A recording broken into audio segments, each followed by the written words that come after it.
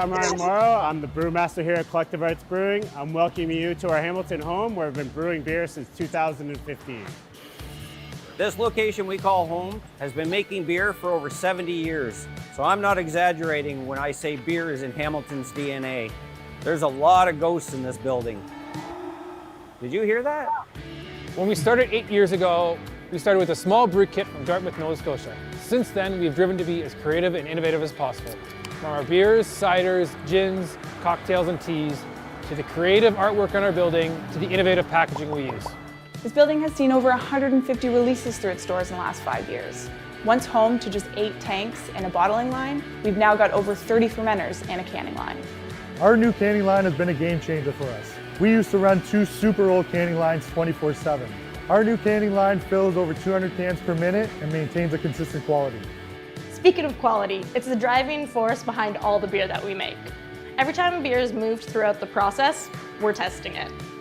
My favorite weekly meeting is the taste panel meeting, where we get to taste the beers and check the quality for aroma, taste, and consistency from every batch of beer we make. The beer we make has always been inspired by tradition, but not constrained by it. We learn from the breweries we collaborate with, but we also take inspiration from the best food, culture, and art scenes from our favorite creative cities. Most of the time, our best ideas come from worlds outside of beer and alcohol. The soft, low mineral water of Hamilton's Lake Ontario makes for some of the best brewing water around. And our hops? Why, if you know brewmaster Ryan Morrow, you'll know just how many hops are packed into every single IPA that we make. At any given time, you'll find dozens of varieties shipped in from the world's finest growing regions. After we've got our inspiration from our favorite parts from around the world and brought them to life in a can, we send our creations to our top markets worldwide. Freshness is the most important thing to quality beer, and we work hard to cold freight when possible. Collective Arts was founded on the idea that a creative world is a better world. So if we have to get up and go to work every single day, let's make sure we have fun, push boundaries, and do our best to inspire the world around us. Saludos amigos y amigas de Breaking News. Mira que hoy tenemos un episodio más, un capítulo más. Este que te habla, Jorge Ramos Lugar, yo estoy con Enrique Fernández y Arturo Ferrer. Arturo, dime, ¿cómo estamos hoy? Además de la calva. ¡En vivo! We're live. Estamos live, estamos en vivo y hoy le pusimos al episodio. Tenemos una cata virtual con los amigos de Collective Arts. ¿A quién tenemos de Collective Arts? Nada más y nada menos tenemos al CEO de Collective Arts que se llama Matt Johnson. Además de Matt Johnson tenemos a Ryan Morrow, que es el maestro cervecero, y como si fuera poco, tenemos a nuestro amigo Joey Maldonado de Craft Beer Puerto Rico. ¿Cómo están ustedes? How you doing, guys? Welcome to Breaking News, Beer and Coffee. Welcome. How you doing, guys? Good. I need your energy. Wow. That's amazing. Do you have any of the coffee? I could use some of that. Yeah, I need you to wake me up every day. I'll start my day off great. Nice. Welcome to Breaking News. Cheers to that. Cheers to that. Thank you so much, you guys, for taking the time to be here with us tonight. Yeah, thanks for inviting us. That video is a cool, really cool sneak peek into your operation. I mean, I saw the video and I automatically wanted to go to Canada to visit you guys. So it works. And cheers to the hop part, Ryan, putting a lot of hops in those beers. I'm a hop head, so we appreciate it. Yeah. It's not that hard. It's just expensive. That's all. Definitely. Speaking of hops, I'm gonna pour myself. I don't have Life in the Clouds right now with me, but I do have a Good Monster. So I'm gonna go for these hops. There you go. So does that mean I get to pour myself a beer too? Yeah, everyone. Yes. Yeah. I'm gonna drink a guava goza. Yeah. You know, guys. No, this for me is the first one because it's so light, so refreshing, and this is I think it's the best guava beer that I ever tasted. it tastes like a real guava. I don't know how you guys do it, but here in Puerto Rico, guava trees grows everywhere. We have different kinds of guavas, but this one is like literally like eating a guava.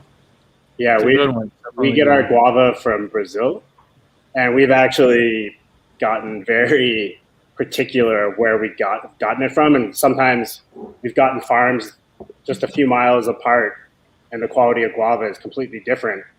So we've done a lot of testing to make sure we get the best guava we can. So it's actually it's been something. It's been a pretty big challenge, and we like the fact that we can keep the quality pretty good and consistent there, because it is, like you said, we think it's one of the best representations of great guava out there. So we want to keep that.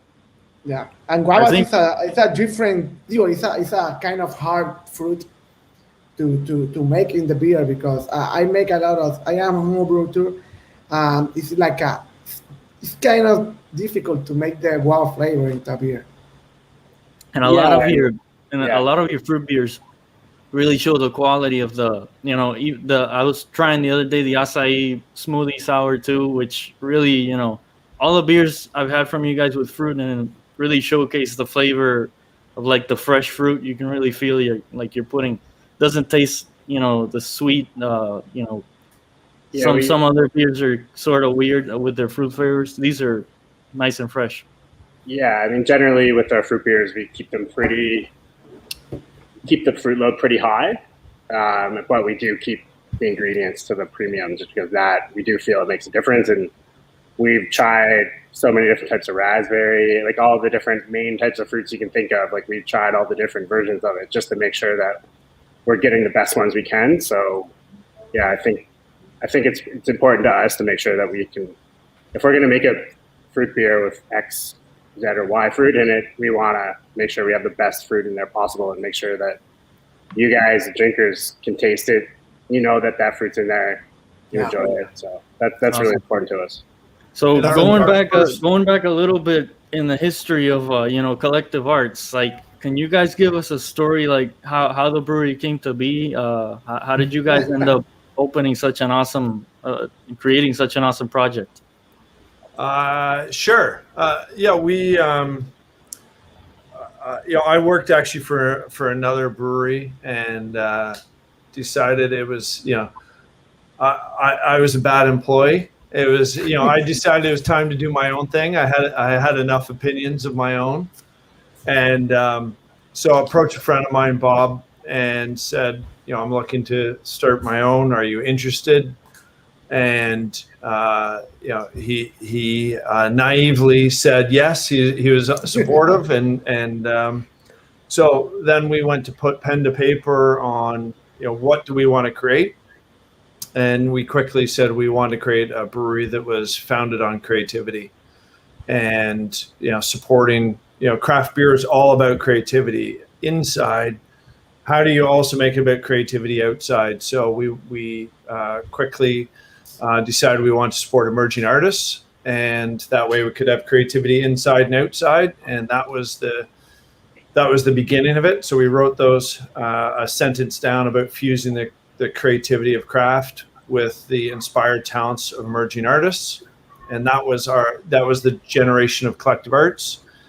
But neither Bob or I, both homebrewers, but neither of us, were scaled brewers. And we walked into a local brewery and met, got to know Ryan, and they did their first, we did our first beers there at that brewery. And then, quickly Ryan, joined Collective Arts and was brought to life from there.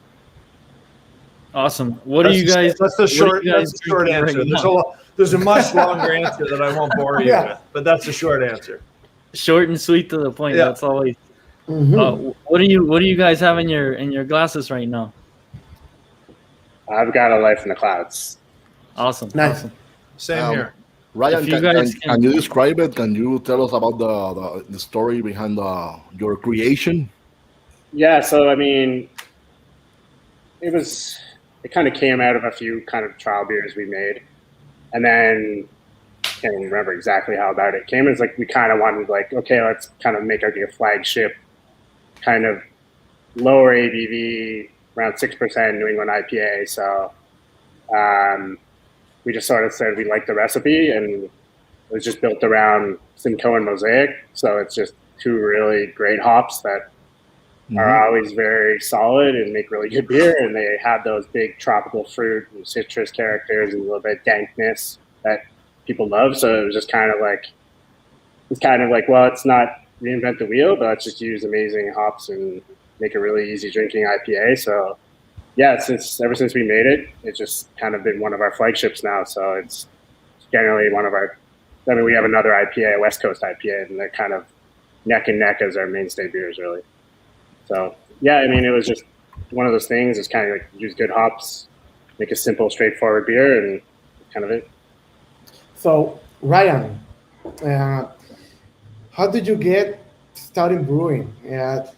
You were a home brewer too. Any experience before? I homebrewed when I was young, like a teenager.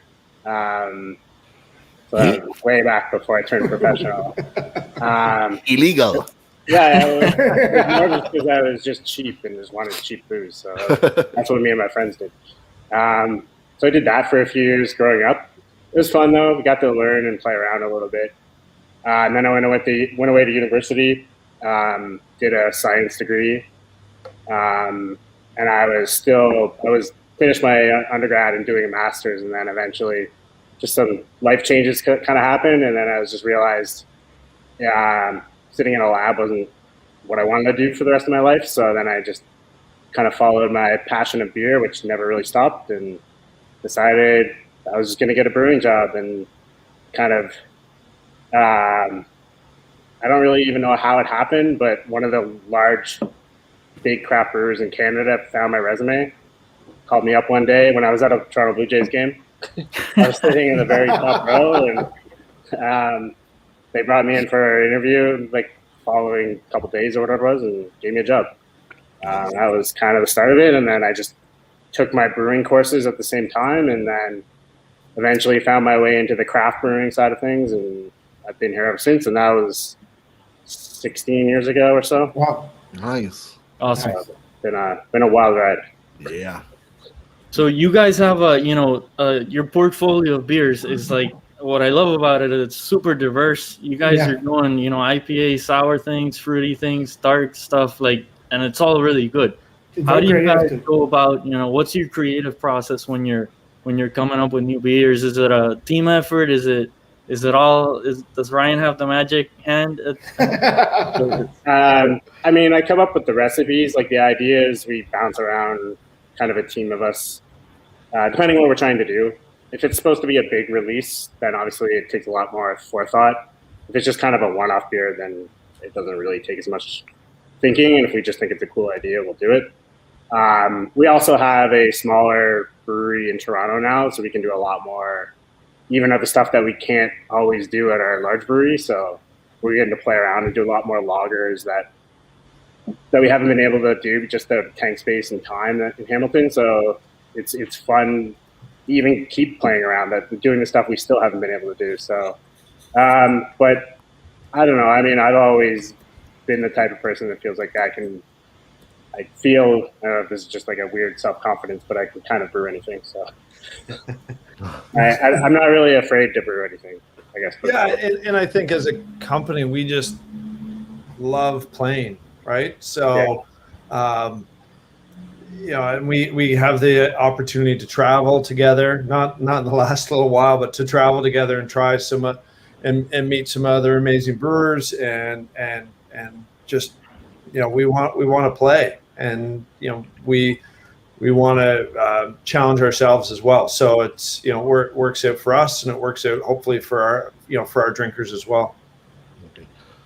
What was the first system or brew house that you bought through Collective Arts? When we opened our large brewery in Hamilton, we bought a used, 20-year-old brew house from the east coast of Canada, so I don't know, like 2 time zones away. So it was a large 60 hectoliter brew house. Bought it off of Sleeman Brewery, which is kind of one of the big macro breweries in Canada. So it's been a bit of it wasn't designed for a lot of the beers we make. We've definitely used and abused and bastardized it to every way we can to get it to make the beer we want.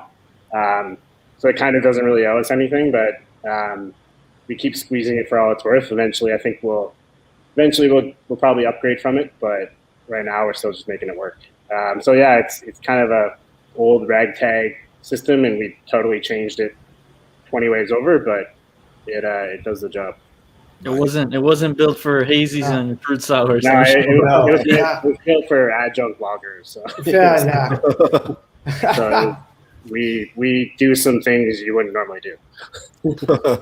Our liquid to grist ratio sometimes wouldn't be textbook, I would say. So Matt and Ryan, one of the key elements of you guys are the art. I think it's the first thing that people see about your product, and it's like a magnet. Yep. How do you guys get to know the artist, or how do you choose the artist for the labels or for your beers?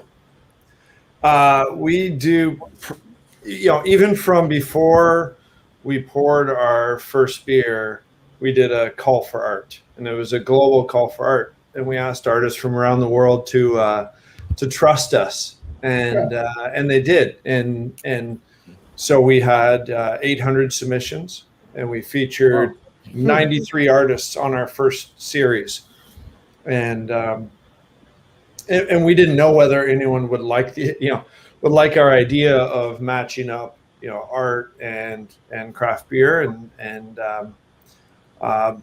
the artists trust us and recognize we are there to support them, and we pay those artists, and we take no ownership, so it's very artist friendly, and we can only use it for a limited time. And so now we do a call for art 4 times a year. So we do a global call. We'll get between 2,500 and 4,000 artists that will submit.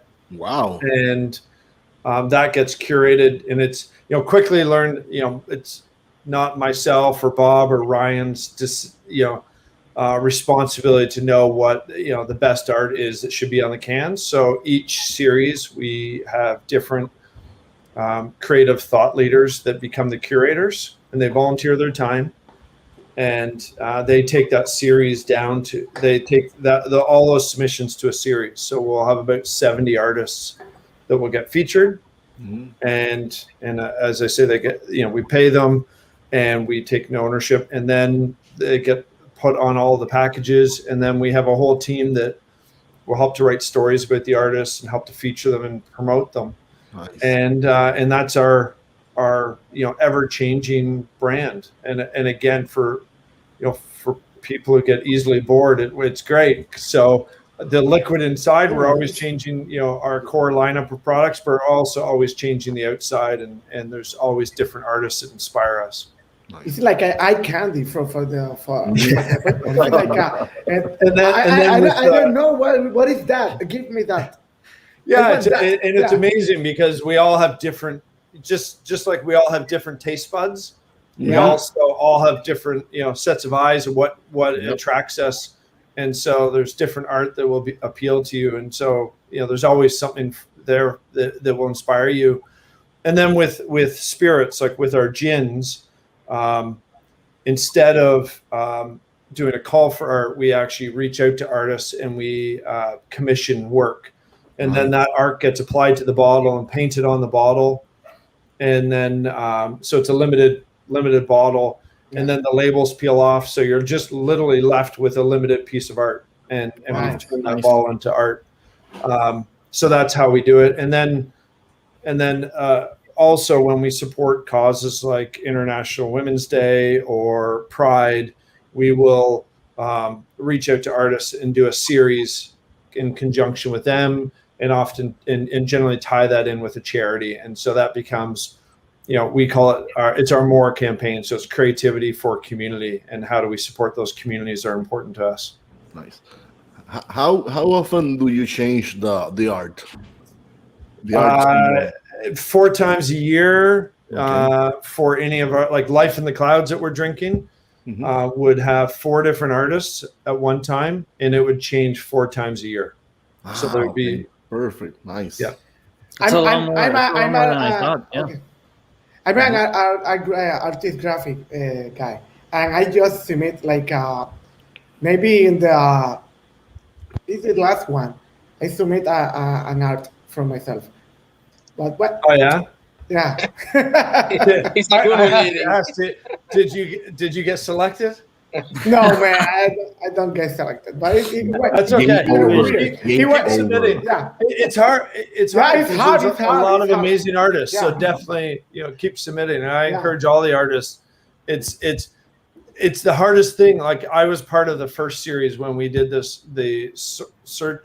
And I just liked it all because I find there's so much amazing artists. So,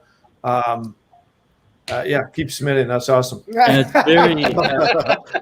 It's like getting the lottery. It's like it's what Matt was saying. Everybody has different tastes in art as well as beer. So, and the art, I agree, it's like super. This one I love because I love fish and the art is awesome too. But there's like, it's super varied. It goes from like graffiti styles to like portraits. So very simple. I saw very simple designs, very simple designs. That one's really cool. nice. Yes. And it really helps. I like it when a can is really cool and the art is awesome, but you open the beer and it's equally awesome. It doesn't feel like a gimmick. It's really like I know you guys are supporting a bunch of really good people, and you can see the like right now you're correlation from the art and the beer. It's like it's like a correlation. We might be able to get one of the artists on later in the show. We'll see. We're trying to put that together, but right now, like how many beers do you guys have in your core lineup? Is it like a bunch of regulars? I think we're probably about. We rotate our core even, so it's kind of hard for me to think because we have some that just live in the wintertime and some that live in the summer. So we consider them core, but they're really only like a 6-month core beer. We probably have about 10 to 12 core beers. Some of them rotating, but the majority of them are all year round. And then we obviously have a number of one-off beers or seasonal beers that we only do for 2 or 3 months. So we do a series of IPAs that we constantly rotate, and then we do a series of fruited sours that we generally rotate. So we're always coming out with different beers. Obviously, those styles sell really well and people enjoy them. So we like to offer different versions of those things. So that's been really successful for us. And then, like I said, we do have a small Toronto brewery now, so we're doing a lot of really cool and different kind of one-offs there too. So at any given time, we're probably now 20 to 25 different beers on at once. I'm assuming your top seller is Life in the Clouds. Yeah, or Ransack the Universe, which is our Ransack is one of West Coast. That was a really good beer. One of our OG beers. Yeah. So you're gonna get the IPA number. It's like maybe it's like 15, and you go to 16, 17, and you're gonna go to the. We don't have a plan to stop yet. I don't know. I mean, we've talked about it. Like, what does it look like if it goes into the 20s and beyond? But we don't have a plan to stop quite yet. Yeah, it's like a Rocky movie. Like forget about it. It's like a 20, 25, 30. Yeah, it comes with its own challenges too, though. But yeah, it's fun. People enjoy it. So number 15 was a really good one for me. Like I really enjoyed that beer. I think everybody in Puerto Rico. Yeah, it's very nice. I mean, your beers are selling really well here in general, but I think 2015. Also ransacked the universe. I had even forgotten that we got it, but it really was one of the top IPAs, and I like it because it's you label it as a West Coast, but it's still like super juicy, super aromatic. It's a little like a modern take on a. Yeah, I don't hop my West Coast like a traditional West Coast, so I don't use bittering hops. So it's, yeah, you're right. It's kind of it's like a bastardized version of a West Coast, but that's how I pretty much always. But it's awesome. It's like maybe West Coast, like at the border of hazy. Yeah. West Coast. I like that beer. It's one of my favorites. We still keep it. It's a little more crisp. It doesn't have the same. We don't use the oats the same, so it doesn't have the same body. But so that in that sense is a lot more like West Coast. But the hopping, yeah, you're right. It's a little more towards the New England, but not quite. We still use a lot of Whirlpool hops. Like it has much higher Whirlpool hop load as opposed to a bigger dry hop load. So. And the sour lime beers is a very good choice. It's like I don't know, man. It's like a very rare combinations, and the one that have cacao nibs and it's the vanilla, like it's like chocolate coffee. Yeah, it's like you're reading the ingredients like what really is this thing? It's like and you pour it and you, what is this? And then you drink it. Oh man, that beer it's always good. It's the always blueberry good. chocolate vanilla was I literally got every single one of those flavors. You know, in layers as you were drinking. Wow. Guys, it's spot on the ingredients. You said it's a blueberry, you have cacao nibs, vanilla, and you taste everyone, each one of the ingredients. I think Brian should probably take pride in that one because I tried to convince him that wasn't a good idea. It's one of the favorites here. I like that beer. I had to admit he was right. I was wrong. It doesn't happen very often. We have a comment from the Beer Loft. Ponchalo ahí para que ellos lo lean. Yeah, there it is. Blueberry cacao nibs. Yeah, I love that. I think people appreciate, when they read the label and then when they're trying it and smelling it, it's like, holy shit, it really does. It's like everything that you're printing on there. It's in there. It wasn't the easiest beer to make, that's for sure. Just because we had to add all the ingredients separately and then kind of bring them together. And the first time we did it, we were like not quite sure it was gonna because the balance, right? It's hard to get the balance. But yeah, we kind of, luckily enough, the first brew we made, it was pretty spot on. So we were like, once you kind of hone it in, you're good to go. So it was one of those happy surprises. It worked out.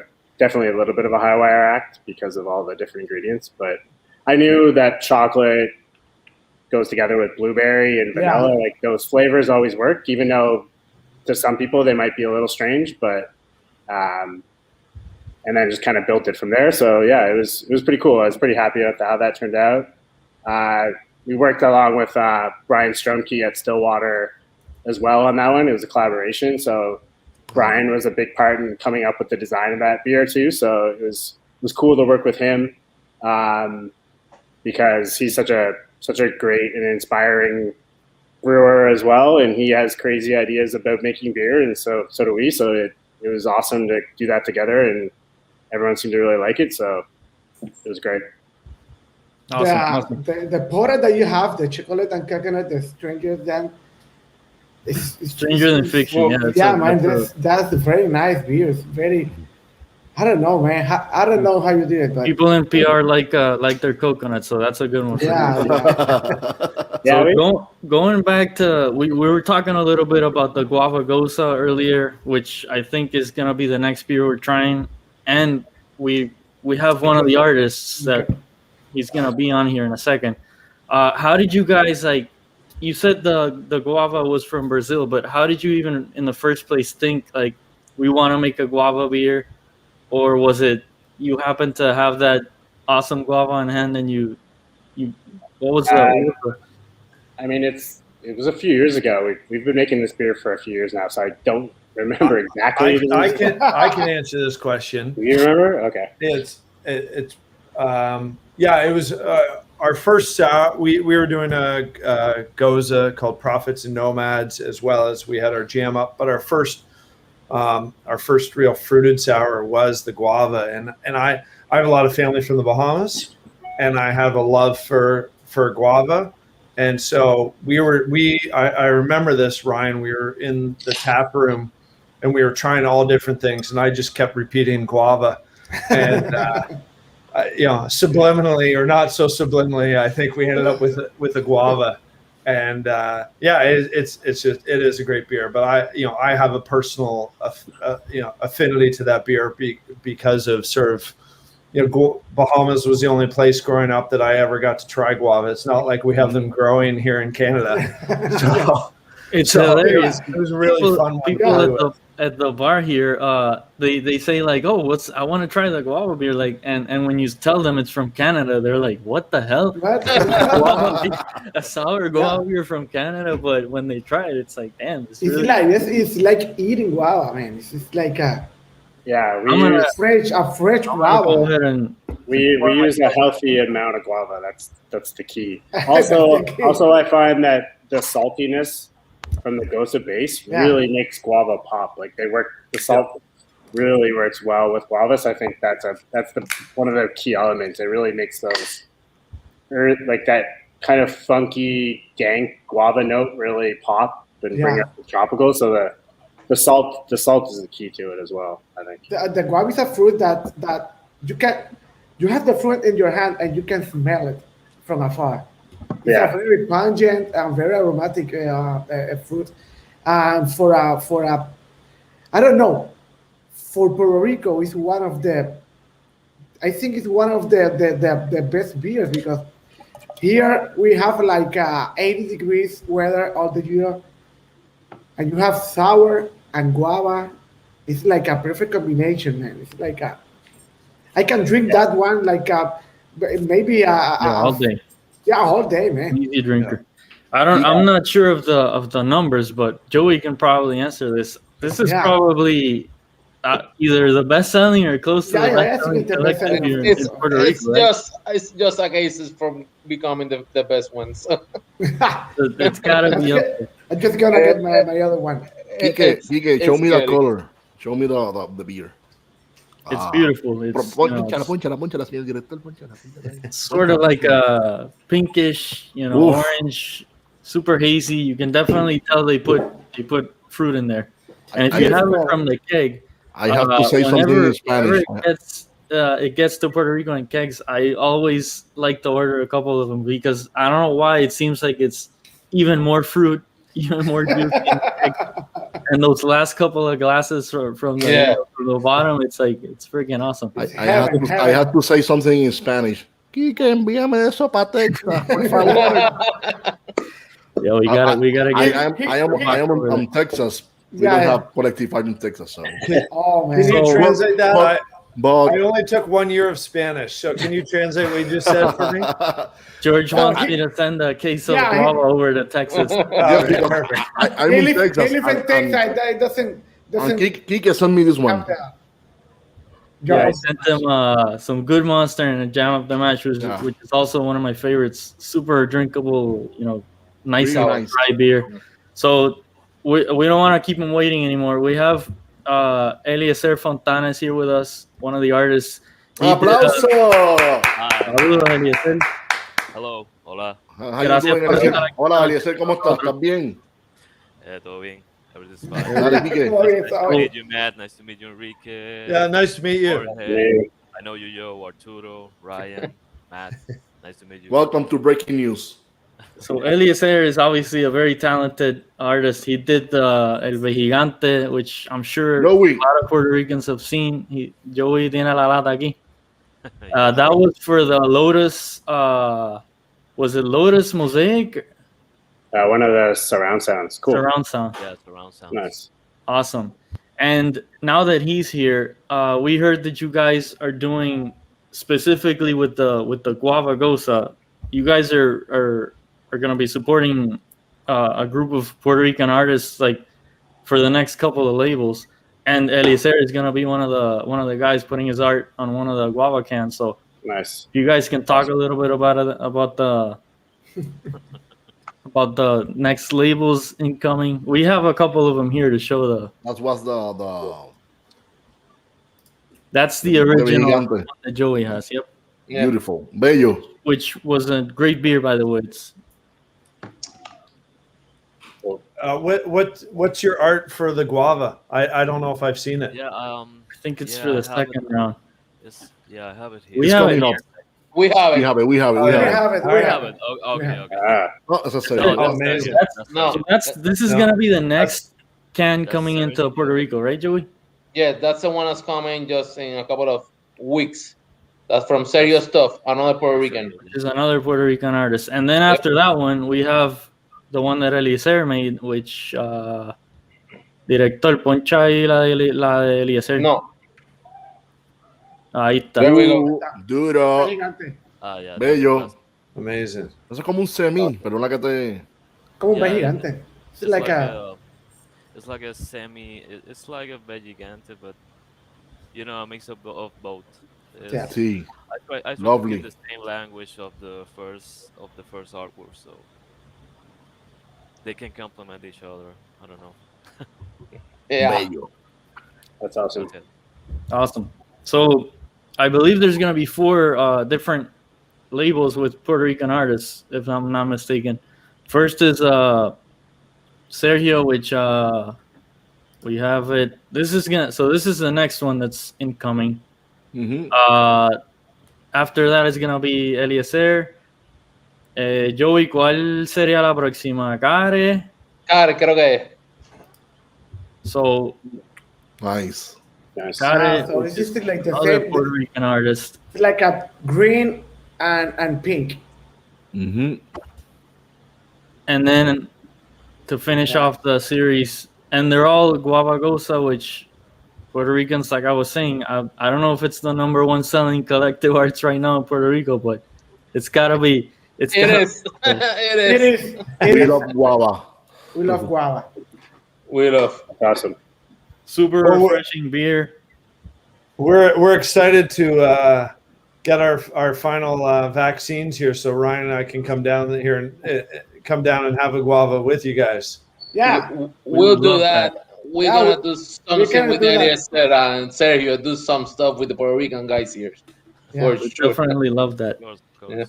How's the reception, the public reception in Canada been to these new school type of beers? You know, you guys are pushing the envelope with smoothie sours and all that stuff. Is this something that's really popular in Canada as well locally, or you're Yeah, it's going to? yeah. Canada's pretty much like the U.S. Like we're so close to them. Our beer culture is pretty much the same as theirs. So yeah, all of the hazy IPAs, big smoothie style sours, that kind of thing. Like they're all very popular. So usually, what's popular in the U.S. is popular in Canada. We host a festival each year, although we're going to now miss 2 years. But we host a festival and we bring 60 of the best brewers from around the world. And it's amazing how small the beer community is, in that, a great idea that's happening in Canada will travel the world quickly, and vice versa now. It's, so, we all just are inspired by each other and do our own takes as we go, which is just a lot of fun. How many spots are you currently? How many tap rooms, breweries do you guys currently have around? I believe there's more than one, right? We have 2. Puerto Rico would be a great place for a third. Yeah. Sure, why not? We're talking about that. All right. Joey, we'll talk about that. We've had a ongoing saga, but we should have one in Brooklyn eventually.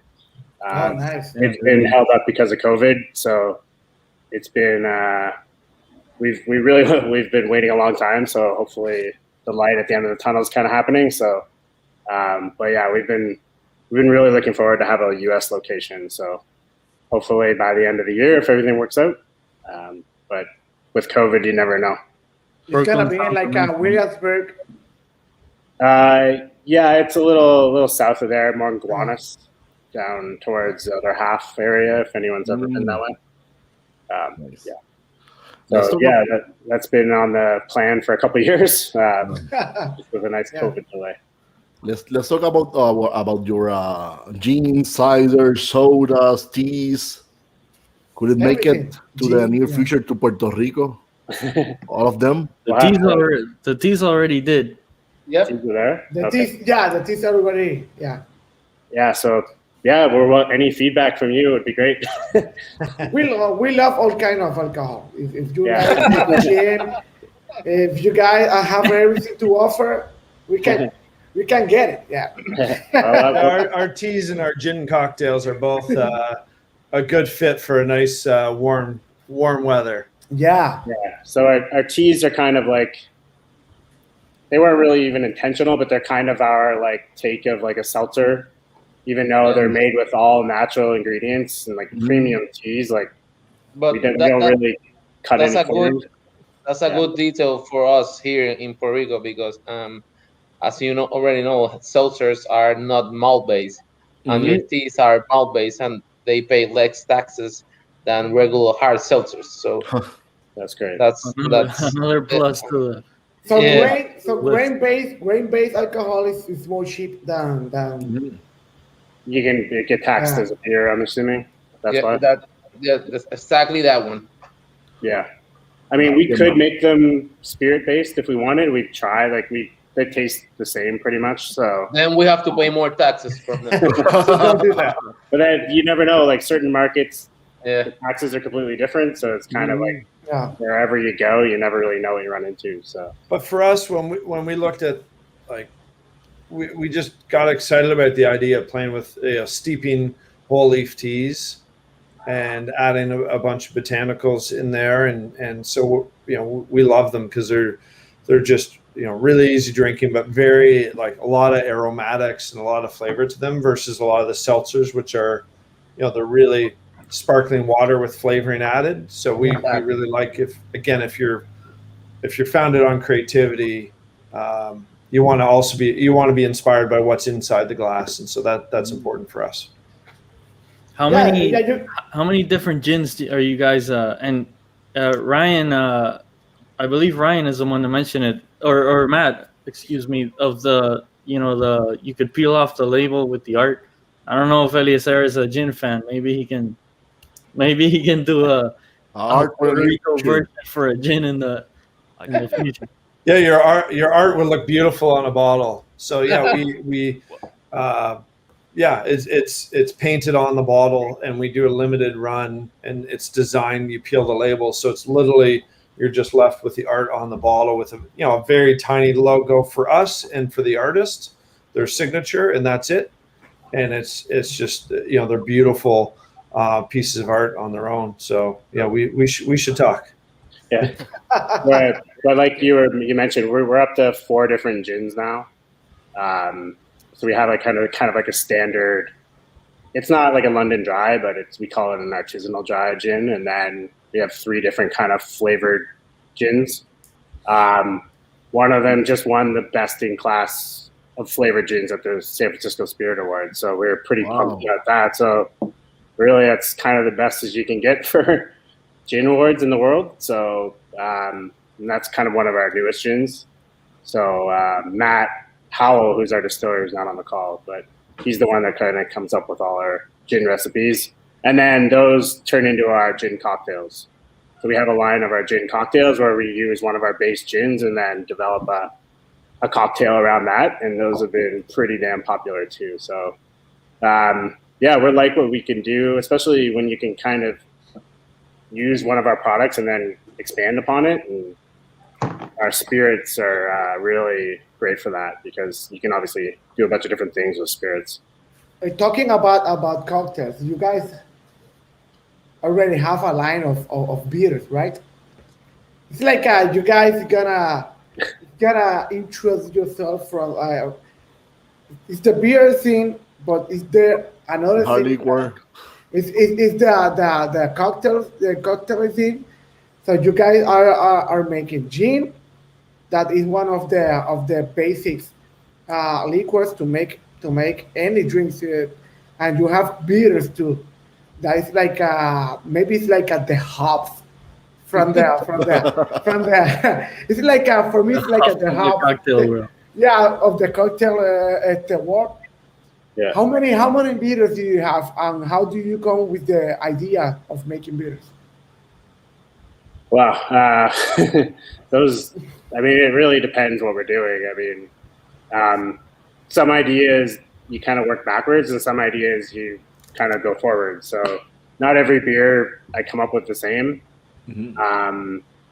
Like sometimes you can kind of, like I've thought of beers as where I think of the name first, and then I work backwards and be like, what beer is this name?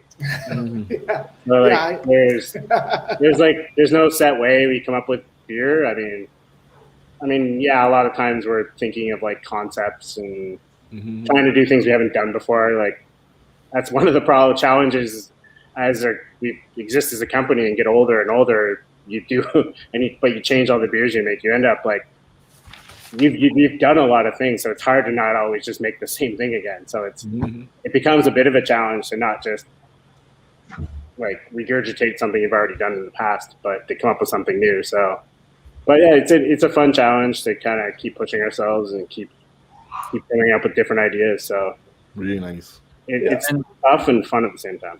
Yeah, for Ryan, it's not too dissimilar than an artist. You know, if you've done a lot of art, you need to find that inspiration, and sometimes you find that from within, and sometimes you find it, externally, and find other influences that help, keep the creative juices going. Did you guys are talking about pairing like Brian is saying, not every time the idea, like sometimes the idea, the name comes first, the art comes first. Specifically with the art, do you guys match? Like, I don't know if Eliezer was literally, did he know the beer he was gonna make the art for, or is it just? In this case, I think because of guava, I think we have specific color palettes I think you worked with. So in this case, we knew, he might not have known, we knew where it was going. The mastermind. But in general, when we do our call for art, it's because we're generally using original pieces. We're not commissioning the art for that broader call, and so as it comes in, we apply it to the different, the selected pieces to the different brands, and for really it's almost color coded. So Life in the Clouds, if you look at the art, Life is a blue. It's like a blue, yeah. And so often the art is very complementary to that. The guava is pink. It's like a very shocking pink. Guava, we do, commission the work, so it's very particular in color palette to that. But with most of our products, it's just the original piece gets applied to different brands. Nice. Will you consider to doing a collab with a home brewer like you do with the artist, but instead of an artist with a home brewer? I mean, I wouldn't say no to anything, so yeah, we consider that. Let's do a home brewing competition. A clone war. The art is what's in the can. Yeah. All right. Well, yeah. Fill us in, and we'll talk. That'll be a great. Eliezer, what was your when you were creating both artworks, El Gigante and now the one for Guava? Did you have something in mind, an inspiration? What was your goal with the? Well, the first art of the Gigante, the one on the Lotus, I was experimenting with culture and modern shapes, and I have a very specific language when I draw, like illustrative comic art and pop culture. I mix everything and I make that. I was experimenting. I have a few different artworks with the Gigante on it, and they choose it. I was happy. And then when they contact me again to the new guava can, well, they send me like he said, they send me the color palette and I work with it. I choose to do another Vegigante like I said sooner because I like to apply the same language to both of the cans. And that's what how they work. I have a few other artwork with Vegigantes on them.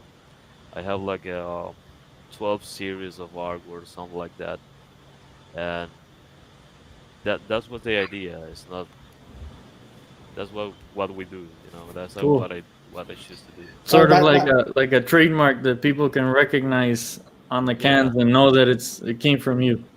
Yeah, some sort of idea like that. This is like the Vegigantes have different shapes. You know, the first one is like a mask, but the second one is they have the mouth, the big mouth. It's like I don't know. Yeah. It's different types of Vegigante mask. Yeah, you can mix a lot of interesting element with the Vegigante stuff. Yeah. That's it. It's like you can add color, you can add shapes, movement, things that make it feel alive and powerful. I use a lot of lines so it feels like it's moving. I try to I don't know, I try to represent it that way that the artwork is still artwork, but you can feel the movement in the lines and in the shapes and the color. I don't know. That the Vegigante is a costume that is the first thing is to get people afraid of the Vegigante, but you move it. It's a mask, but you have a person put the mask and it's moving. It's like you are afraid of the It's like you are afraid of the mask, but you love the movement. Yeah, That's the it's Vegigante thing. yeah, it's look like I don't know. It's like a mystic. I see it in my head like a mystic creature, you know, more than a mask and like a mystic creature. That's what I use this kind of pose in the hands and all. I draw when I always look into the top, like look into the air. So I don't know. It's like expanding your mind, expanding your head, like relaxing, making you think, making you dance, making you I don't know. Yeah, something to make you think. A dream, like a dream joy. creature. Yeah, no. like Like an something like alien. a dream, right? Yeah. Eliezer, mil gracias por estar con nosotros hoy y verdad y compartir tu arte. Estamos todos locos porque lleguen las latas esas para coleccionarlas. Yo por lo menos en la cocina en casa tengo todas las latas de Creative y de Collective y estamos, ¿sabes? Estoy loco porque lleguen las guavas esas. Yo quiero el autógrafo aquí. Sí. Claro. Ponlo. So guys, what are the future plans for Collective Arts besides the Brooklyn Tap Room? Crossing our fingers, happens soon. And the Puerto Rico tap room. What else? Definitely.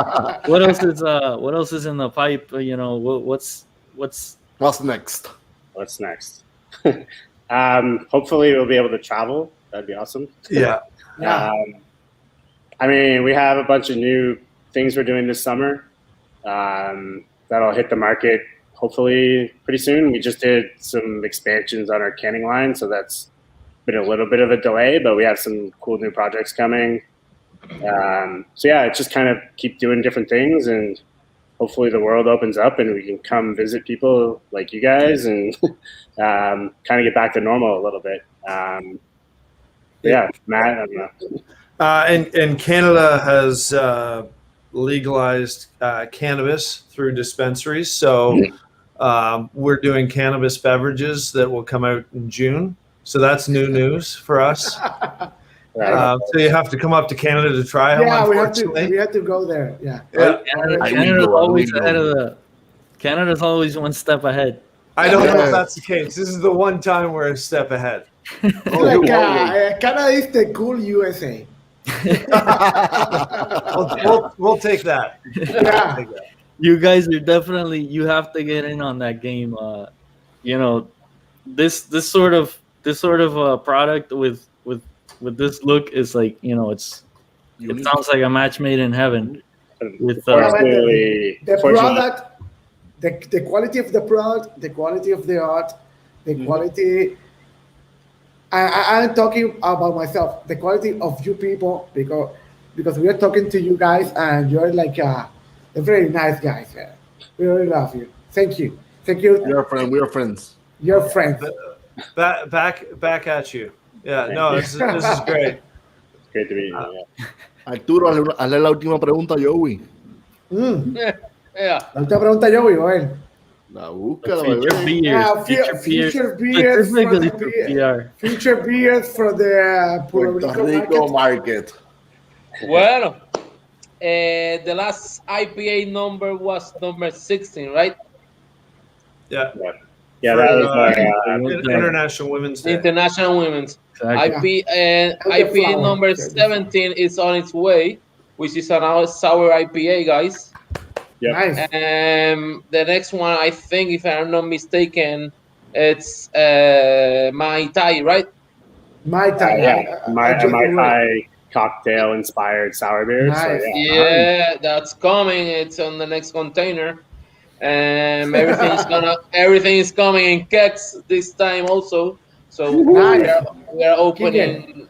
Puerto Rico is opening a little bit, you know, the on-premise. So we have to get the kegs to all of our accounts. I love all the Collective Arts beers, and the teas are selling quite amazing. It's really good product. So just those 2-3 products in this next container.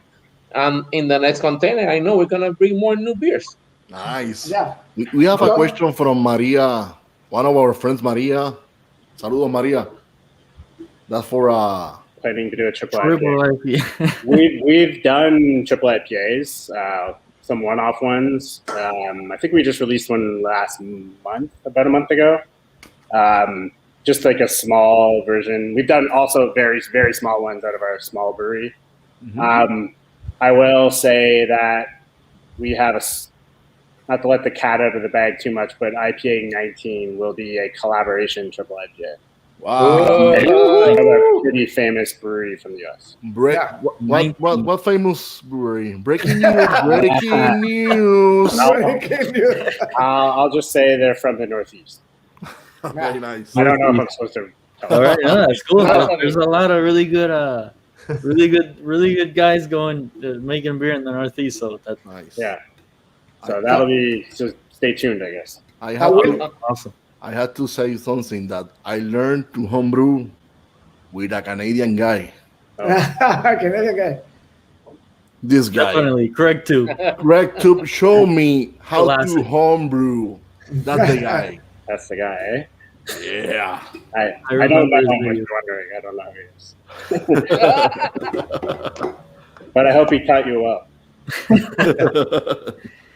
So thank you guys a ton again for being here, for taking the time to share all these great, all this great news with us. Mm-hmm. Please keep making amazing beer. I personally, I'm dying to go to Canada specifically. My first stop is going to be one of your 2 tap rooms there. Either Hamilton, be there. The other one is in Toronto, right? Yeah. Yeah. Awesome. We're gonna be definitely there. We have to go.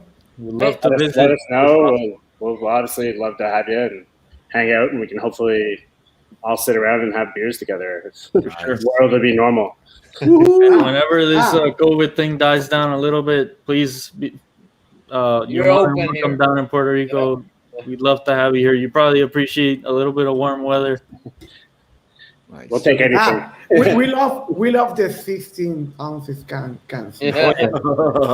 So before we go, now I have to change in Spanish, Antes de irnos, tenemos varios anuncios de lo que van a ser nuestros próximos episodios.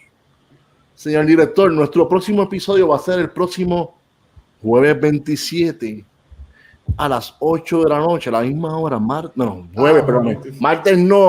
Vamos a cambiar de día. Jueves 27. Jueves 27. Creo que hay un videito de ese. Señor director, ruédame el videíto de la promoción, porque somos así, nos gusta, ¿sabes? Nos catimamos en gasto.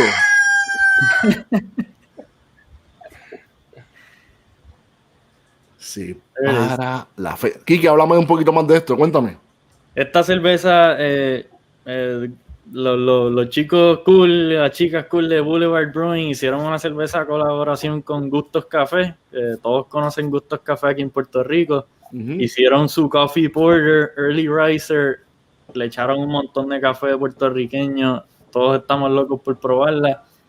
Estén pendientes esa semana. Vamos a tener el episodio el 27 de mayo con ellos, con los de Boulevard y con los de Gustos. Y obviamente pues van a poder probar la cerveza esa semana. Va a ser el lanzamiento oficial. Si es que pendientes a las redes, pendientes, ya saben, jueves a las 8 de la noche nos van a poder, para que estén con nosotros nuevamente. Vamos a tener, Joey va a estar con nosotros nuevamente, más 2 invitados más que vienen directamente desde Boulevard. 3 invitados y 4 con Gustos, creo. Ese día verdad, cierto es, perdóname. Tienes razón. Sí. Y luego de eso, mira, ya brincamos al otro mes, al mes de junio. El mes de junio es el mes más importante del año porque es el mes donde nacen los geminianos como yo, que si me quieren regalar algo, cumplo en junio 11. En vez de enviar lo que ustedes quieran, a TH Móvil, enviar un regalito, lo que ustedes quieran, besos, abrazos, son bien recibidos como sea, no importa. Ya saben, en junio, pero este va a ser, en vez de ser el día de mi cumpleaños, que es junio 11. Oye, Ariel Gemini también, no te creas. Pues papá, somos duros. Mira, pues el 8 de junio, ¿a quién vamos a tener? Nada más y nada menos que a Scott Janisch, cofundador de Sapwood Cellars, autor del libro The New IPA, The Scientific Guide to Hop, Aroma and Flavor, Homebrewer y Beer Blogger. Ya saben, el 8 de junio a las 8 de la noche, apúntenlo en su agenda. O sea que los esperamos para que nos estén con nosotros ese día. Si homebrewer o persona que es fanática de la cerveza, si tienes alguna pregunta referente a lo que son IPAs, este es el momento de hacerla. Nos las pueden hacer llegar desde antes o como ustedes quieren, ese mismo día pueden hacerla sin ningún Homebrewers Assemble. Exacto, ya saben, having a beer with Scott Janisch.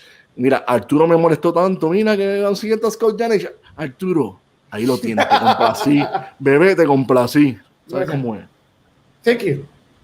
Pues antes de irnos, para que nuestros invitados digan las redes sociales donde los pueden conseguir.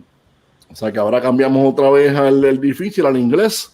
So, Matt and Ryan, thank you for being with us here in Breaking News. Can you tell us about your social media?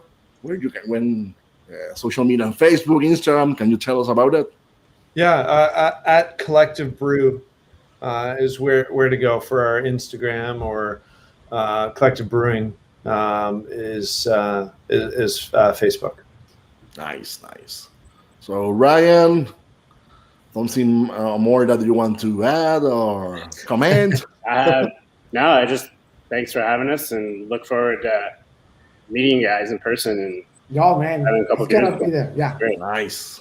Thank you for having me with us. Joey, cuéntame, ¿dónde los pueden conseguir ustedes, Joey? Craft Beer PR, Craft Beer Puerto Rico en Facebook y la Noteca PR en cualquier orden que pueden ser. Y si no, con Donde Giga y en la esquinita y todos sus negocios favoritos de cervezas artesanales. Quique, cuéntame, ¿dónde lo pueden conseguir? Dímelo. Enrique Fernández, Facebook, Henry Des en Instagram. Léelo. Como dijo Joey, la esquinita del Jardín Cervecero, pueden conseguir todas estas cervezas deliciosas de Collective Arts y un montón otras. Así es que los esperamos allí. Todas sus necesidades cervecísticas las cubrimos. Arturo, cuéntame, ¿dónde te pueden conseguir? Cuéntamelo. Ole, yo espero que tú digas lo que pasó hoy. Pero dale, prosíguelo, sí. Okay. Mira, Facebook, Arturo Ferrer, y en Instagram, Minimalist. Mira, con la X. Y jole. A mí. ¿A ti? A mí, mira. Mira, Puerto Rico, por todos lados, coño. Mira, a mí me pueden conseguir en Facebook bajo Jerez Ramos Lu, en Instagram bajo Ramones Brew. Señor director, vamos para atrás ahora un segundo, por favor. Queremos... En inglés también, puede ser en inglés. La parte, mira, si me emociono, perdonen, pero ustedes me ven grande, gordo y así, pelú. Pero realmente lloro de nada. En verdad que quiero... George usually cries when he says these things, so you gotta be supportive. I know he was super pumped for today. This is one thing to be super pumped. You know, this is a great prize for you guys. So quiero agradecerle a Arturo, aquí que Ariel, ponte ahí, cabrón. Sí, Ariel. Ahí está. Y Ariel Ferrer, que son parte somos el equipo de Breaking News. Que como yo digo, si falta uno es como los Beatles, si falta uno no existe, no puede seguir, ¿sabes? Somos un equipo y punto. Pues hoy nosotros sometimos sometimos el podcast de nosotros a unas premiaciones y pues para bien, pues ganamos lo que fue la categoría, ganamos la categoría del mejor podcast de cerveza a nivel global y también ganamos el Crushy de oro a nivel de las Américas. En verdad que estamos sumamente orgullosos. Gracias a todos ustedes por seguirnos. Gracias a todos ustedes por darnos el apoyo y a todos los que están desde el primer día y los que son nuevos también les agradecemos a todos. Quiero agradecer a mi mamá. Me siento que cuando me gané esto me sentí que me había ganado un Oscar. O sea, fue algo así. Quiero agradecer a mi mamá, a mi esposa, a mi hija, a toda mi familia, a todo el mundo, a los muchachos de Breaking News. Estoy más que agradecido, en verdad. La pandemia fue algo malo, pero esto nos trajo Breaking News y esto es lo que trajo esto. O sea que de Puerto Rico para el mundo, pum. ¿Sabes la palabra que quería decir? Porque si no la puedo decir, porque después mami me regaña. Gracias a todos los invitados que dijeron, cuando este hombre le escribió, dijeron, vamos a hacerlo. Sí, a todos los fanáticos, a las fanáticas, a todos. Gracias. Y sigan esparciendo la palabra, el evangelio de la cerveza. Somos evangelistas y sigan con este evangelio pasándolo de todo a todo así. Como yo siempre digo, si te gusta la cerveza, eres mi amigo, eres mi amiga. Ya hay algo que nos une.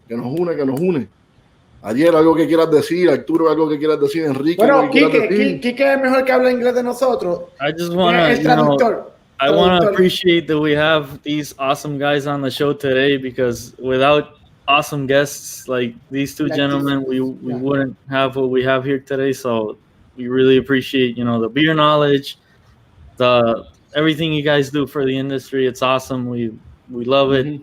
So thank you guys, and cheers to more episodes and to great beer. Thanks for having us, and congratulations. Thank you guys. Arturo, algo que quieras decir, Ariel. Stick around, by the way, when we close out the show, to take a screenshot with you guys. Sounds good. Thank you. Gracias a todos. Esto fue un proyectito que empezó en pandemia, hacia lo loco, y se convirtió en algo más que todo educativo a la gente y promoviendo nuestro amor y hobby de la cerveza para aprender, ver que hay nuevo y educar a la gente, mano. Aquí ya tú sabes, aquí vamos a ver si seguimos por ir para abajo, ájole. Claro que sí. Y Ariel, te ganaste un Emmy, ahora te ganaste este otro. Exacto. Se ganó Emmy. Estamos Arturo, de ganadores. ¿qué quieras añadir, Arturo? Bueno, gracias por todo, ¿verdad? Yo sé que nosotros nos conocemos de hace tiempo. Quique y Jorge siempre hemos tenido somos amigos de hace mucho tiempito también. La cerveza nos unió. Jorge, yo te agradezco un montón, de verdad, que tuviste la iniciativa de tirarnos al medio ahí a frente de todo el mundo, sea ridículo hablar de cerveza, pero es lo que queríamos hacer, mano, desde el principio. Y de verdad que de eso nació todo esto, y con todo el apoyo de toda la gente que nos ve, apoyo de Ariel, Quique, de Jorge, Joey, de Joey, a todos los que siempre dicen que sí, Luis Miguel, Che. Todo el mundo, todo el mundo, esto todos los invitados. No había ocurrido. Gracias un montón, ¿sabes? No nos lo esperábamos, pero muchas gracias, y vamos a seguir para adelante. Seguimos para adelante. Gracias. Y, Ole. Nada, pues no hay más nada. No llores, no llores, no llores. Que yo soy, usted me va así grande, yo soy demasiado emocional, en verdad. Como yo siempre digo, esa parte emocional se la debo a mi mamá. Mami, soy así. Pero nada, será hasta la próxima aquí en Breaking News, Beer and Coffee. Y como decía mi abuelita, ahora más que nunca, salud. Salud. Y pesetas. ¡Ay! Ay. Don't go, guys. Don't go, guys. Okay. Llévatelo.